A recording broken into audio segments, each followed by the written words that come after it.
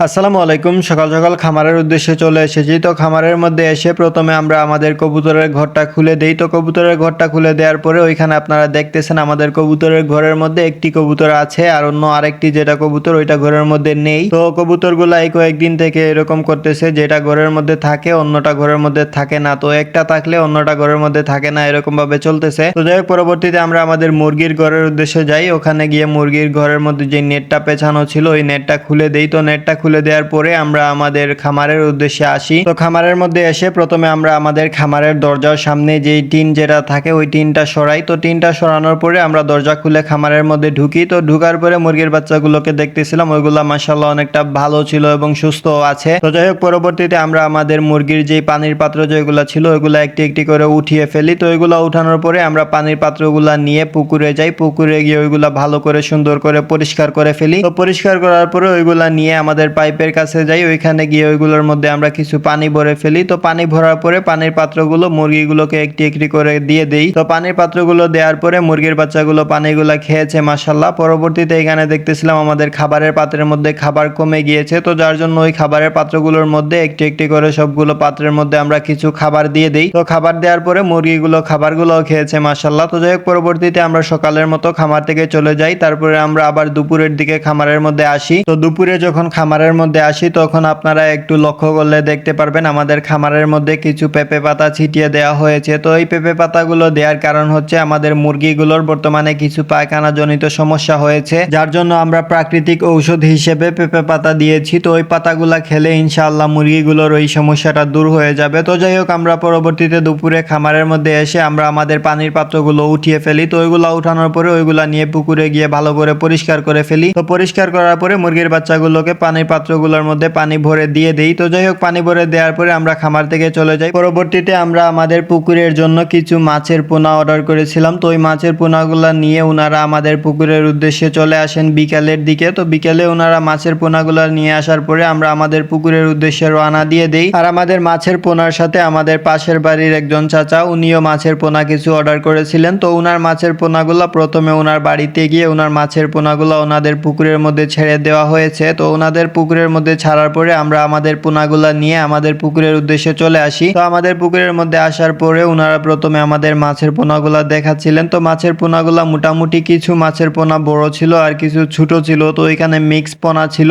আর এখন আমরা যেই পোনাগুলা ছাড়বো এগুলো আমরা কেজিতে ছাড়বো। আর এই পোনাগুলো আমাদের আগের যে পোনাগুলা ছেড়েছিলাম সেই ওই রকমই পোনা, ব্রিকেট, এবং আমরা কিছু পাঙ্গাস মাছ ছাড়বো। তো পাঙ্গাস মাছ যেগুলা ছাড়বো ওইগুলা অন্যরকম পাঙ্গাস, এগুলা আমাদের আগে যেগুলা ছেড়েছি ওইগুলার মতো না, এগুলো অন্যরকম, এগুলার নাম আমার এখন বর্তমানে জানা নাই। তো যাই হোক, প্রথমে আমরা আমাদের ব্রিগেডের পোনা যেগুলা ছিল ওইগুলো আমরা ওজন দিয়ে দেই। তো ওইগুলো ওজন দেওয়ার পরে এখানে ব্রিগেডের পোনা ছিল প্রায় 11 কেজির মতো। তো ওইখান থেকে আমাদের কিছু পাতিলের ওজন ছিল। তো পাতিলের ওজনটা বাদ দেওয়ার পরে ওইখানে আমাদের প্রায় 10 কেজির মতো ব্রিগেডের পোনা ছিল। তো ওইগুলা গুনে গুনে ছেড়ে দেওয়া হয়েছে। তো ওইগুলা ছেড়ে দেওয়ার পরে আমাদের যেই পাঙ্গাস মাছ যেগুলা ছিল ওইগুলা ওনারা দেখাচ্ছিলেন। তো পাঙ্গাস মাছগুলা মোটামুটি ভালো ছিল, ওইগুলারও সাইজ তেমনটা বড় ছিল না, বাট মোটামুটি ভালো ছিল। তো যাই হোক, মাছগুলা দেখানোর পরে উনি মাছগুলা গুনা স্টার্ট করে দেন। তো ওইগুলা উনি গুনার পরে ওইগুলা নিয়ে আমাদের পুকুরের মধ্যে ছাড়া হয়ে যায়। তো ওইগুলা পুকুরের মধ্যে ছাড়ার পরে আমি এইদিকে দেখতেছিলাম আমাদের পুকুরের মধ্যে আমাদের যেই ব্রিগেডের পোনা যেগুলা ছাড়া হয়েছিল ওইগুলা বাঁচতেছিল, ওইগুলা ভেসে ভেসে ওইখানের যেই পোনা পাতা এবং শেওলা যেগুলা ছিল ওইগুলা খাচ্ছিল। তো দেখতে অনেকটা ভালো লাগতেছিল। তো যাই হোক, আজকের ভিডিও আমাদের এতটুকু। আপনারা সবাই আমাদের জন্য দোয়া করবেন, আমাদের খামারের জন্য দোয়া করবেন। আল্লাহ তাআলা যেন আমাদের খামারে এবং আমাদের ব্যবসায় বারাকা দান করেন এবং আমাদের মাছ চাষেও যেন বারাকা দান করেন। আপনারা সবাই দোয়া করবেন আর আমাদের চ্যানেলটা সাবস্ক্রাইব করে রাখবেন। আসসালামু আলাইকুম ওয়া রাহমাতুল্লাহি ওয়া বারাকাতুহু।